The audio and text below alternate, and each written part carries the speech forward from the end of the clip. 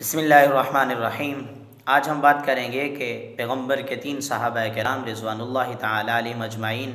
میں سے کسی ایک صحابی کو اگر کوئی خواب میں دیکھے تو اس کی تعبیر کیا ہے۔ ان میں سے ایک سیدنا عبداللہ بن عباس رضی اللہ عنہ ہیں، سیدنا عبداللہ بن مسعود رضی اللہ عنہ ہیں۔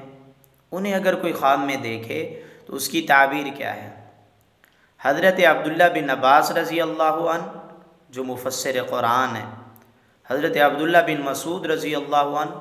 جو بہت بڑے فقیہ گزرے ہیں، صحابہ کرام رضوان اللہ تعالی علیہم اجمعین میں سے، اگر ان 2 صحابہ کرام رضوان اللہ تعالی علیہم اجمعین کو کوئی دیکھے یا ان میں سے کسی ایک صحابی کو دیکھے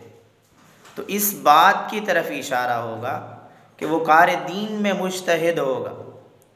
دین کے اندر محنت کرنے والا ہوگا، یا تفسیر لکھے گا، یا فقہ کی کوئی کتاب لکھے گا، یا محدث ہوگا، یعنی دین کے جس شعبہ میں بھی محنت کر رہا ہے اللہ رب العزت اس سے دین کا کام لیں گے۔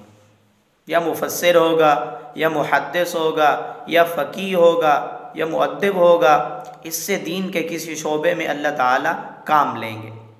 اور حضرت بلال حبشی رضی اللہ عنہ تیسرے صحابی ہیں، اگر ان کو کوئی خواب میں دیکھ لے تو اس کی تعبیر کیا ہے۔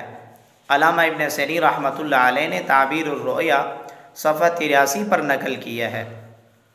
کہ جو بندہ حضرت بلال رضی اللہ عنہ کو دیکھ لے خواب میں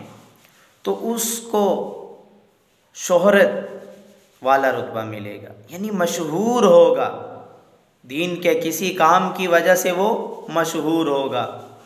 اور مؤذنوں کا ثواب پائے گا۔ اذان دینے والوں کو جو ثواب ملتا ہے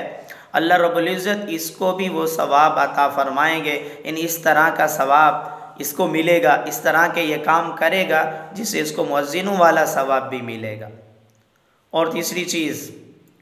کہ اہل سنت والجماعت کے راستے پر چلے گا، یعنی سیدھے راستے پر چلے گا۔ اور اس کے علاوہ نبی کریم صلی اللہ علیہ وسلم کے کسی بھی صحابی کو دیکھیں، پیغمبر کے کسی بھی صحابی کو دیکھیں تو علامہ ابن سیرین رحمۃ اللہ علیہ نے لکھا ہے کہ وہ کار خیر سے خالی نہیں ہوتا،